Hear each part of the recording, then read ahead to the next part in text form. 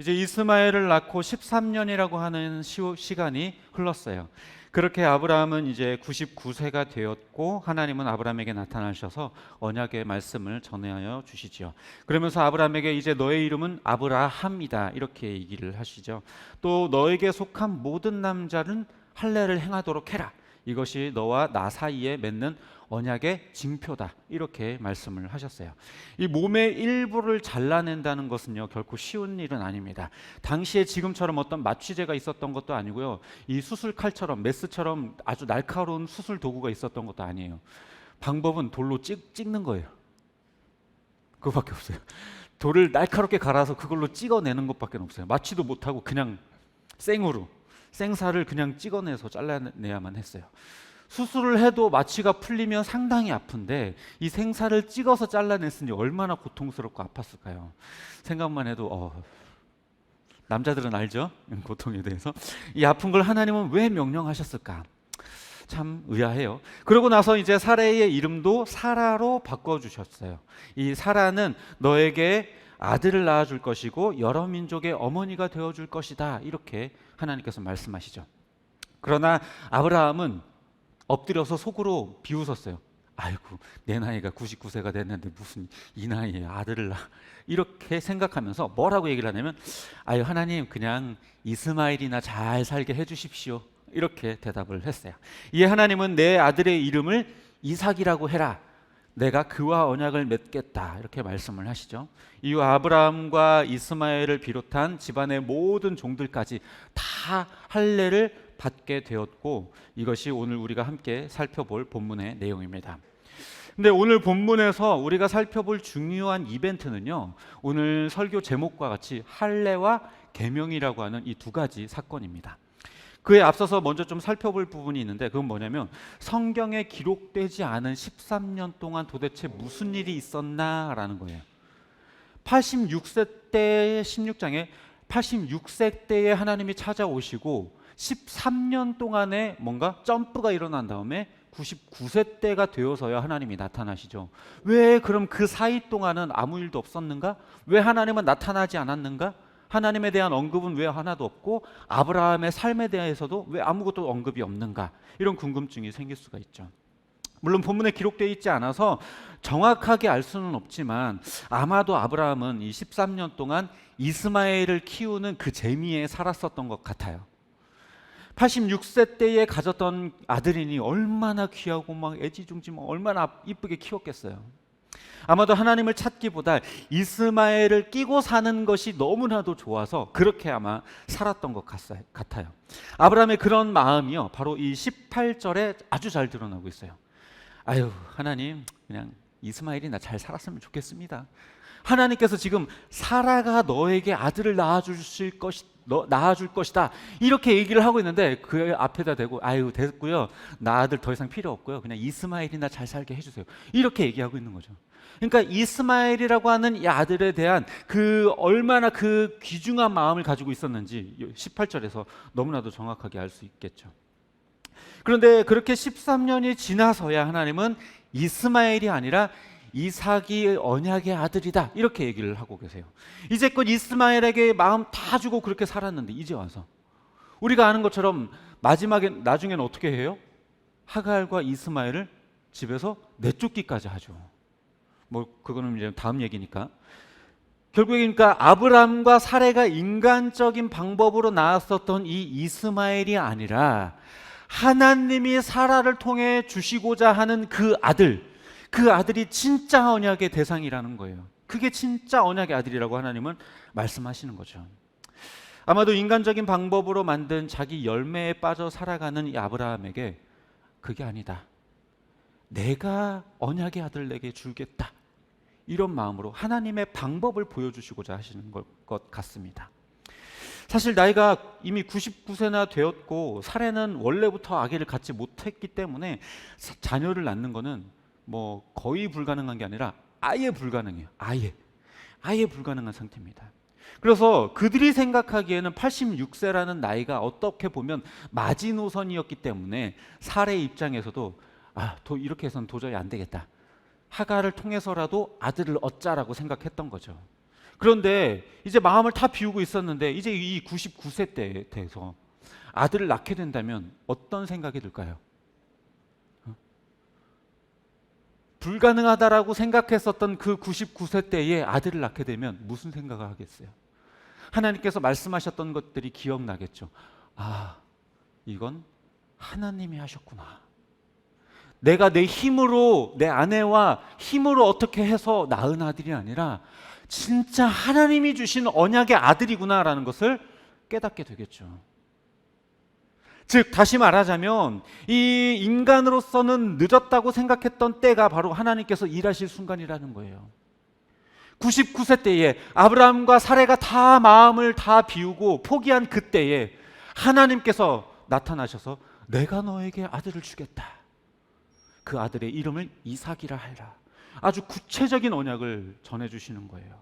그러니까 아주 가장 적절한 시기에 하나님께서 찾아오셨던 거죠. 자, 이제는요, 이제 초반에 말씀드렸던 이제 할례와 계명에 대해서 한번 살펴보도록 할게요. 우리는 이전에 하나님의 일방적인 언약에 대해서 살펴본 적이 있죠. 뭐였죠? 짐승을 반으로 갈라놓고 하나님께서 그 사이로 지나가셨던 그 사건.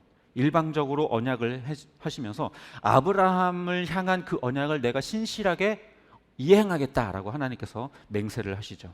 그런데 이번에는 조금 달라요. 할례를 행하게 하심으로 인하여서 이 언약의 표를 인간들의 몸에 새기도록 하신 거예요. 이 할례는 마치요, 이 가축 농장에서 지금도 보면은 가축들이 자기의 소유라는 것을 나타내기 위해서 소들을 보면은 이 귀에다가 노란 띠를 이렇게 귀걸이를 달아주죠. 그리고 돼지들도 보면은 엉덩이에다가 도장을 하나 쿵 하고 박죠. 그런 것처럼 이 할례라는 것이 너는 나의 것이다 라고 하는 표를 하는 게 바로 이 할례예요. 너희는 내가 택한 나의 백성이다 라는 표시로 행하게 하신 것이죠. 그 할례를 아브라함 때에 처음 명하심으로 이제 아브라함이 이스라엘의 민족의 시초가 되었다라는 것을 이제 보여주고 있는 거예요. 그래서 너로부터 이제 나오는 모든 아들들은 다 할례를 행해라. 다 내 것이다. 나의 백성이다 라는 것을 알려주는 것이죠. 게다가요, 이 할례를 몸에다가 새긴 이유는요, 가장 가까이 볼 수 있기 때문에 그래요. 만약에 그냥 들고 다니는 물건, 소지하는 물건, 아니면은 어딘가에 두는, 아니면 다른 가축, 아니면 뭐 어디 볼 수 있는 거, 이런 거였다면요, 그거는 그렇게까지 눈에 띄지 않았을 거예요. 그러나 몸에 새긴 이 할례는 항상 볼 수밖에 없거든요. 그러다 보면 하나님의 언약에 대해서 다시 한 번 더 되새기게 되는 거죠. 아, 나는 하나님의 백성이었지. 하나님의 백성답게 살아야지. 나는 주님의 것이야. 이런 그 정체성에 대한 의미를 다시 한 번 더 되새기는, 그렇게 생각할 수 있는 기회가 될 수 있는 것입니다. 이 다음은요, 계명에 대한 부분인데요. 원래 이들의 이름은 아브람과 사레였죠. 하지만 하나님께서는 그들의 이름을 아브라함과 사라로 바꿔주셨어요. 아브람이라고 하는 이 이름의 뜻은요, 존귀한 아버지, 이런 뜻을 가지고 있거든요. 존귀한 아버지. 그래서 뭐 존귀한 아버지, 다른 말로 하면 조금 의미 변형을 해본다면 왕, 이런 의미로도 해석할 수 있을 겁니다. 그런데 아브라함이라고 하는 이 이름은 무슨 뜻을 가지고 있냐면 많은 자들의 아버지라는 뜻을 가지고 있어요. 그러니까 왕이라는 의미를 가졌던 의미에서 많은 민족의 아버지라고 하는 이름으로 뜻이 바뀐 거죠. 그리고 사레와 사라, 이거는요, 원래의 그 원어를 살펴보면 둘 다 왕비라는 뜻을 가지고 있어요. 둘 다 똑같아요, 의미가. 사레나 사라나 똑같이 왕비라는 뜻을 가지고 있습니다. 다만 의미를 부여한다면 하나님께서 그에게 많은 자들의 어머니가 될 것이다 라고 이야기했었던 그 의미를 담아서 해석해 보자면, 그 전의 이름 사레라고 하는 것은 그저 그 사람의 존귀함, 존귀한 아버지와 같이 존귀한 어머니였던 그런 자기의 존귀함을 나타내는 왕비였다면, 사라라는 이 이름은 이제 많은 민족의 어머니로서의 왕비라는 뜻을 가지고 있다라고 우리가 해석할 수 있습니다. 그러니까 둘 다 아브람과 사레 그리고 아브라함과 사라 이 이름의 변천을 보면 결과적으로 지위가 높고 존귀한 사람에서 이제 그런 세속적인 의미가 아닌 하나님 안에서 많은 민족의 아버지와 어머니로 변경이 되는 것이죠. 이 이름이라고 하는 것은요, 어떤 의미에서 그 사람의 정체성을 뜻하는 것이기도 해요. 이제까지는 아브람과 사레로 살았다면 이제는 아브라함과 사라로 살라는 것이죠. 그러니까 이름을 바꾸는 것에는 이전의 삶을 청산하고 이제는 새로운 삶, 거룩한 삶으로 나아가라는 의미가 담겨 있는 겁니다. 그래서 하나님께서는 이들의 이름을 계명하도록 하신 것이죠. 자, 이제 그러면 할례와 계명의 의미에 대해서 우리가 다 살펴봤는데요. 그러면 우리가 지금 할례를 행하는 것도 아니고 우리가 뭐 순자에서 명자로 이름을 바꾸는 것도 아니고 이 계명도 우리에게 아무런 의미가 없는데 그럼 이 성경에 기록된 아브라함에게 명해졌던 이 할례와 계명의 의미가 과연 우리에게 어떤 의미가 있을까요?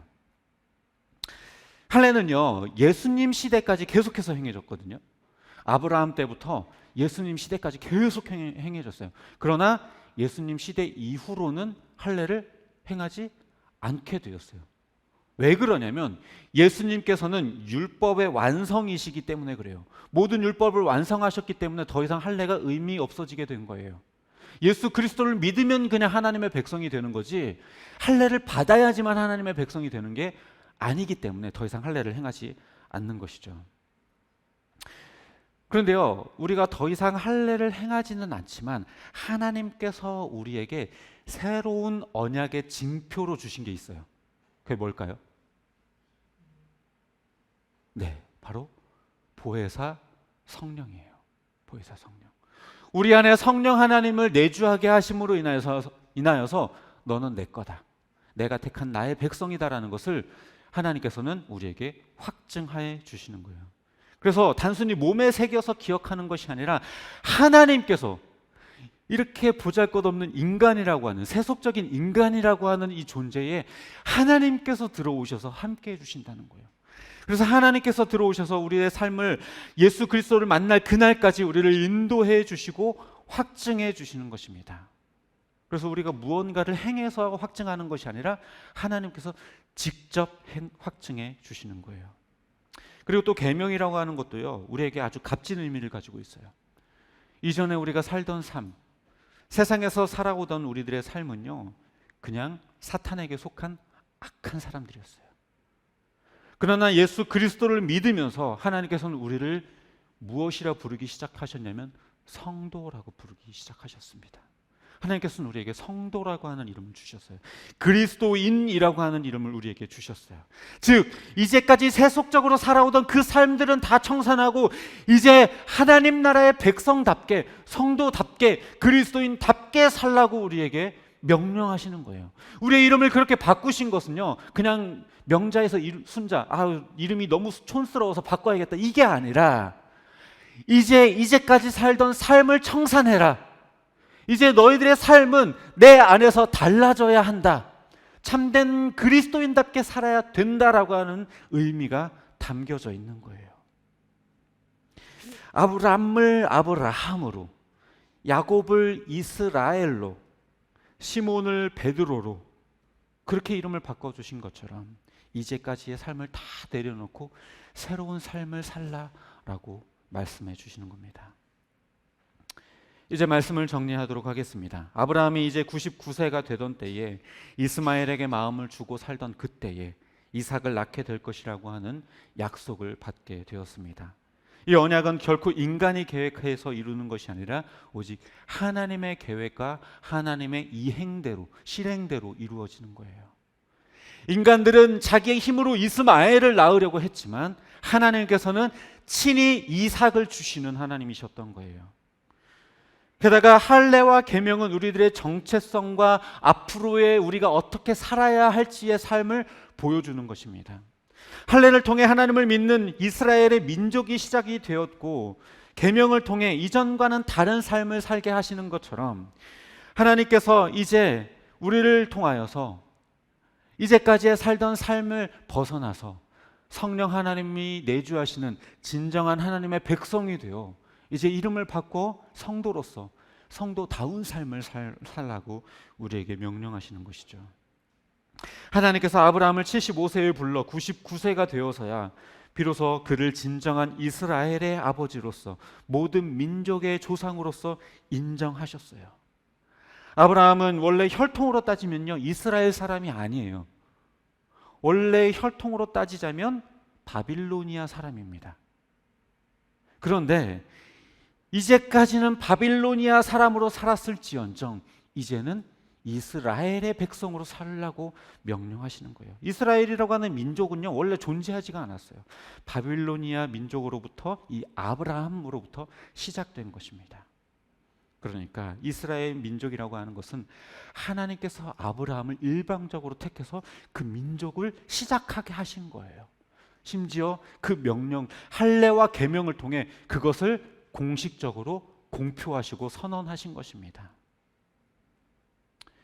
우리도 과거에는 세상에 속한 자들이었고 각각의 이름으로 살았던 우리예요. 하지만 이제 하나님께서는 우리를 교회로 부르셨고 성도로 부르셨고 그리스도인으로 부르셨어요.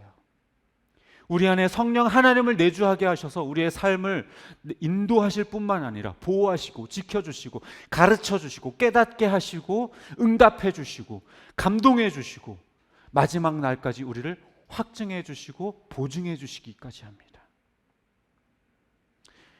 할례와 계명이 이 아브라함의 삶에 아주 의미 있는 그 변곡점이 되었던 것처럼 이제 우리에게 성령 하나님을 주시고 우리에게 성도라고 하는 이름을 주신 것은요, 어마어마한 변화가 있는 거예요. 우리가 느끼기에는 그냥 교회에 다니는 사람, 교회에 등록한 사람, 이게 성도라고 생각하시겠지만 성령 하나님이 우리 안에 들어온다, 그냥 구원 받았나 보다 이렇게 생각하시겠지만 아니에요. 어마어마하게 크신 그 하나님이 우리 안에 들어오시는 것이고요. 그런 놀라운 역사이고요. 이 종지 같은 이 그릇에 어떻게 태양이 담길 수가 있겠어요? 그런 하나님이 우리에게 들어오시고 이제 성도라는 이름으로 완전히 이전까지의 삶과 완전히 다른 삶을 살게 하신 그 놀라운 변화가 바로 이 할례와 계명의 그 의미가 담겨져 있는 것입니다. 거지였던 한 사람이요, 왕의 택함을 받아서 왕자가 되었어요. 그 사람의 그 이제까지 살아왔던 습관들은 쉽게 바뀌지 않을 겁니다. 아마 오랜 시간이 걸릴 거예요. 그러나 그 사람의 신분은 왕이 택한 그 순간 그 사람의 신분은 왕자가 된 거예요. 아무리 그 변화가 일어나지 않더라도. 저와 여러분이 그렇습니다. 겉으로 보기에 세상 사람들과 별반 다를 거 없는 것 같고 우리가 구원받은 그 순간을 떠올려 봐도 뭔가 구원받기 이전의 삶과 뭔가 드라마틱하게 변한 것 같지도 않게 느껴질 수 있어요. 그러나요, 이건 굉장히 큰 변화입니다. 거지에서 삶은 거지일 때와 왕자가 됐을 때와 어떻게 보면 똑같을지 모르겠지만 신분은요, 그 정체성은요 완전히 달라지는 거예요. 이제는 거지가 아니라 왕자인 거예요. 저와 여러분이 이제까지 어떻게 살아왔든지 간에 세상 속에서 어떤 죄악 가운데 파묻혀 살았던 간에 그것들을 다 잊게 하시고 하나님께서는 이제 너는 내 것이다. 내가 너를 택하여 불렀다. 너는 거룩한 성도다. 그리스도인이다. 이제 그리스도인으로 살아라. 이렇게 우리에게 불러주시는 것입니다. 바라기는 우리의 연약함에 집중하는 것이 아니라 우리가 여전히 남아있는 그 거지의 습성을 바라보는 것이 아니라 우리의 신분, 우리의 정체성, 하나님이 우리를 무엇이 되게 하셨는가 그것을 바라봄으로 하나님께 더 가까이 나아가는 저와 여러분이 되시기를 주님의 이름으로 축복합니다.